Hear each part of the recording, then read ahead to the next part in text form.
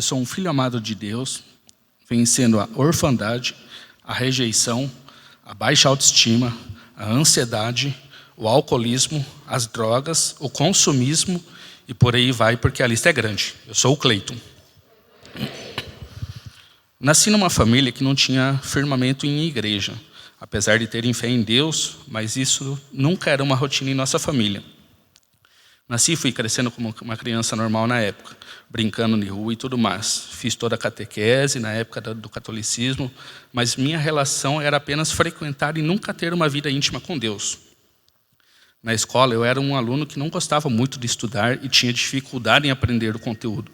Só conseguia me dar bem com números, principalmente na matemática e na física. Sempre era aprovado por conselho de classe e por ter um bom comportamento, de certa forma, e ser um aluno bastante esforçado.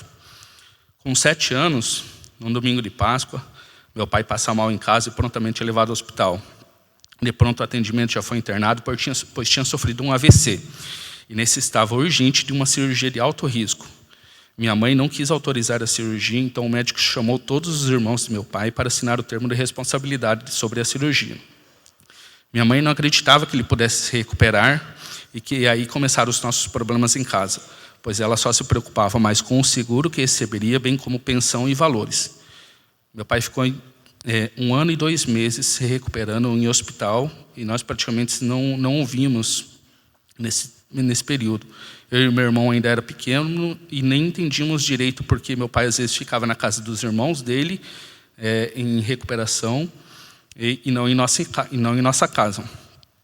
Após esse mais de 1 ano de recuperação, voltou para casa e as discussões, brigas e ofensas começaram a ocorrer de forma mais frequente. Por volta de 10 anos, minha mãe, grávida de 6 meses, sofre aborto por não se achar capaz de tomar conta de negócios também. Meu pai consegue se aposentar devido aos problemas de saúde. Vendemos um sítio que nós tínhamos e minha mãe, junto com o processo de período de menopausa, acaba entrando em uma depressão extremamente profunda. Sem saber lidar corretamente com isso, começou a fazer tratamento com psiquiatra e após 1 ano conseguiu ter uma melhora e voltar a ter convívio. Nessa época, meu pai já tinha se aposentado e com o dinheiro do acerto, querendo investir de forma mais adequada, decide comprar mais um imóvel. Mas minha mãe estava no auge da depressão e por ser orientado por amigos da família, para não assinar qualquer tipo de papel, porque meu pai venderia tudo e ia sumir no mundo, deixando ela para trás com 2 filhos e doente ainda. Nisso, os problemas iam aumentando cada vez mais. Meus pais começaram a dormir em quartos separados e diálogo não existia mais. O que existia quando tinha eram brigas, discussões, agressões físicas por parte da minha mãe. Conforme fui atingindo minha adolescência, ali por volta dos 13, 14 anos, comecei a frequentar festas, e com isso veio bebida, cigarro, de vez em quando uma droga ali, mas que era menos frequente. Comecei a andar com más companhias e isso estava me levando cada vez mais ao mundo das festas. Comecei a me envolver com gangues e começaram a me tornar frequente em brigas e confusões. Com 17 anos, ganhei uma moto de aniversário de minha mãe. E 40 dias após esse presente de aniversário, eu me acidentei com um caminhão. Fiquei 3 dias em coma num hospital com um afundamento de crânio. E no 4º dia o médico já me deu alta porque não houve necessidade de cirurgia nem de sequelas. Fui estudar em cursinho de colégio particular e abandonei as amizades que tinha antes. Comecei a conviver com outras pessoas, mas o vício com bebida só aumentava. Bem como as festas, baladas eram cada vez mais frequentes. Estudar era muito dificultoso, mas tinha colocado em mente o curso que queria e de alguma forma eu ia correr atrás daquele sonho. Demorei em torno de 4 anos para passar no vestibular de uma universidade pública. Um curso extremamente concorrido, mas mesmo assim não era o suficiente, pois sempre era rejeitado e comparado com meu irmão que conseguia as coisas com mais facilidade que eu. Em 2004, com 20 anos, em mais um daqueles dias de discussões dos meus pais, mais uma vez meu pai acaba sendo agredido pela minha mãe, e já cansado daquilo, ele resolve sair de casa. Prontamente, eu e meu irmão vamos juntos, deixando minha mãe sozinha em nossa casa. Finalmente, a paz reinava entre nós 3 e nos dávamos muito bem. Visitar minha mãe sempre era um caos, mas íamos por obrigação. Nessa época, meu pai até tentava nos levar em alguma igreja, sempre era uma diferente, mas de tanta coisa inadequada que vimos, cheguei um dia a ele e disse, e acabei prometendo a mim mesmo: eu nunca mais piso dentro de uma igreja. Em 5 anos, nunca tivemos uma discussão sequer. Meu pai era muito tranquilo e odiava ter que discutir.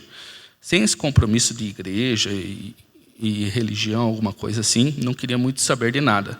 As festas e baladas me consumiam dia após dia, não tinha muita preguiça para sair. E com isso, tudo que a noite te oferece, bebidas, drogas e sexo fácil. Aquele ditado mundano, sexo, drogas e rock and roll, eram muito bem desfrutados. Entrei na faculdade no início de 2006, e para dar um tempo nos estudos do cursinho, para aliviar um pouco a cabeça, festei tudo e bebi tudo que podia no primeiro ano de faculdade. Por mais que não fosse um aluno com boas notas, sempre fui respeitoso e esforçado. Os anos iam passando e cada vez que eu pensava em festas, baladas ou cervejadas, tudo era motivo para comemorar. Mas de uma hora para outra, meu pai acaba adoecendo e 16 dias após seu internamento ele vem a óbito. Ali eu morria junto com ele, porque como eu estava na faculdade, ainda dependia financeiramente dele para me sustentar e sabia que aquele caos voltaria à tona. Fiquei em torno de 1 ano morando sozinho, mas as dificuldades já eram muito visíveis. Por diversas vezes, eu e meu irmão passamos fome por não ter o que comer em casa, escassez em tudo, e com isso a revolta, a ira e o sentimento de vingança vinham muito à tona por estar passando aquilo.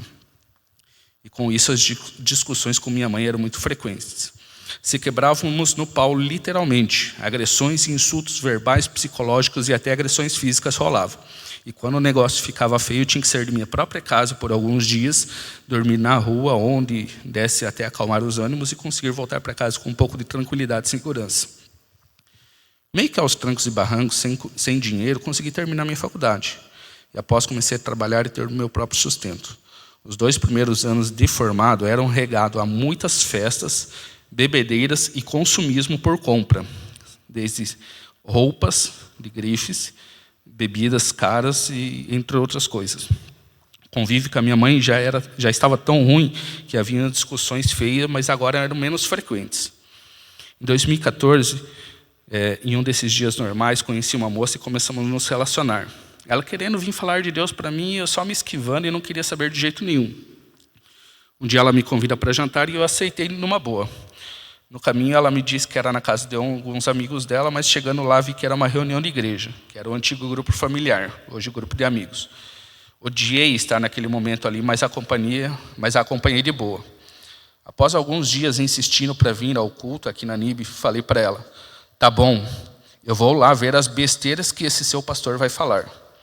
Comecei a vir, a frequentar aqui a NIB, e vi que aqui era diferente e agradável.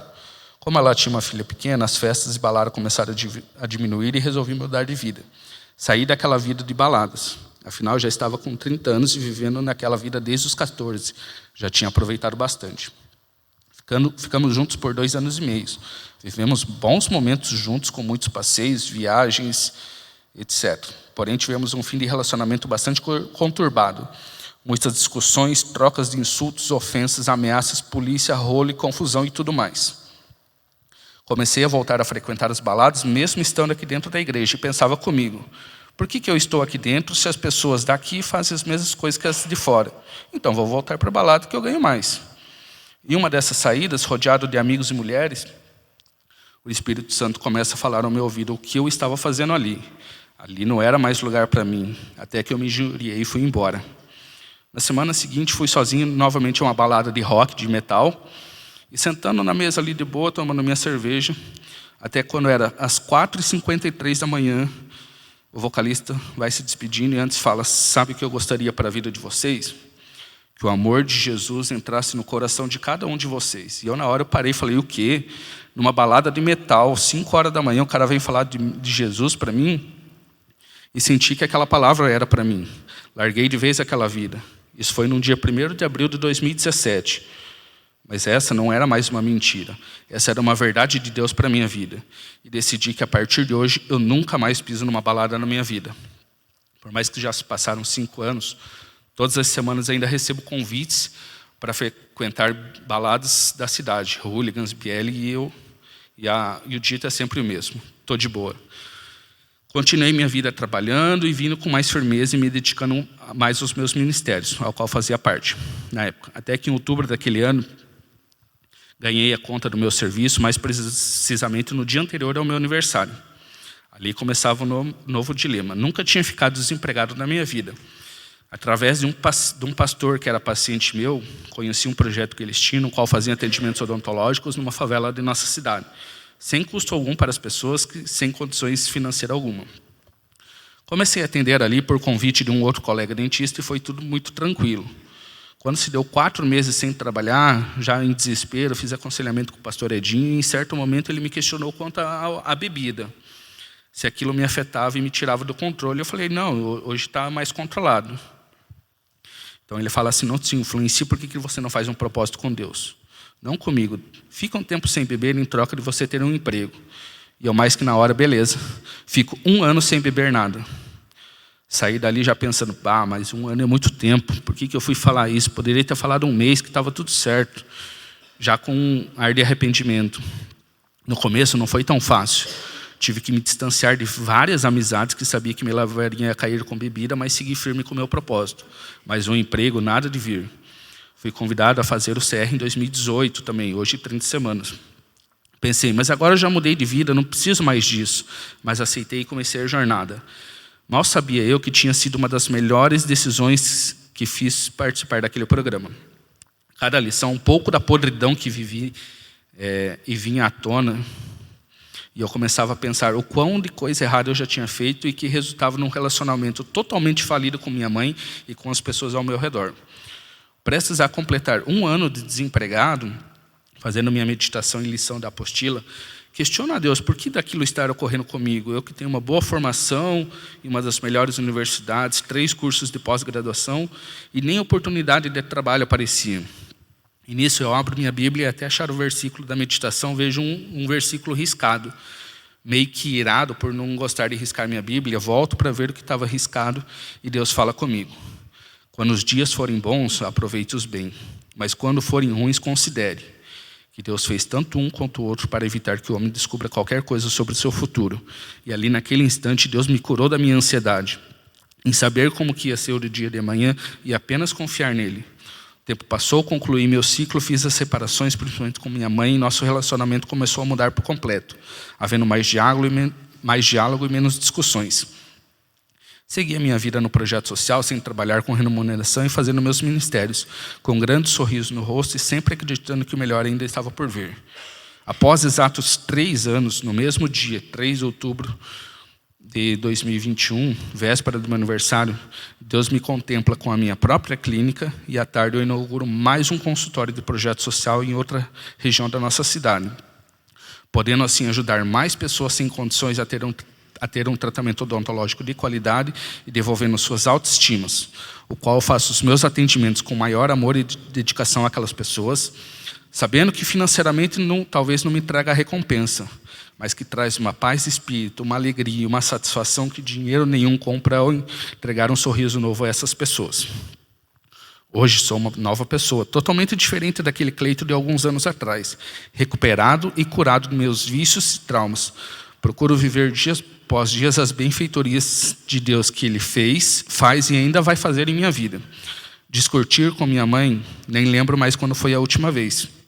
Hoje conseguimos dialogar sobre coisas e negócios de uma forma bastante civilizada, porque aprendo e entendo das minhas e das suas limitações, mas nos adequamos a um senso comum, além de aprender e a honrar a vida dela e o que ela faz por mim. Beber alguma cerveja ou destilado, não lembro quando foi a última vez também. Agradeço primeiro a Deus, porque sem Ele nada seria possível. Ao programa Celebrando Restauração, em 30 semanas, a nossa igreja, aos nossos pastores Jefferson e Claudinho, que não se contentam em apenas terem frequentadores de culto e buscam transformação e cura na vida das pessoas. E ao meu conselheiro, o pastor Edinho, que me ajuda, ouve e me direciona para diversos dos meus problemas que fossem curados. Hoje Deus me capacita em diversos ministérios, 30 semanas, fotografia, mídias do mais, teatro, entre muitos outros. Sirvo ainda como instrumento para ajudar outros homens a vencerem suas batalhas ou dificuldades. Além de permitir dar treinamento de fotografia, sem ser a minha área de atuação, a Cida e a Lê, aqui do programa 30 semanas também. Um versículo que sempre me acompanha quando começo a murmurar é aquele de Eclesiastes 7,14. Quando os dias forem bons, aproveite-os bem, mas quando forem ruins, considere Deus fez tanto um quanto o outro para evitar que o homem descubra qualquer coisa sobre o seu futuro. E isso é o que me traz paz. Obrigado pelo silêncio.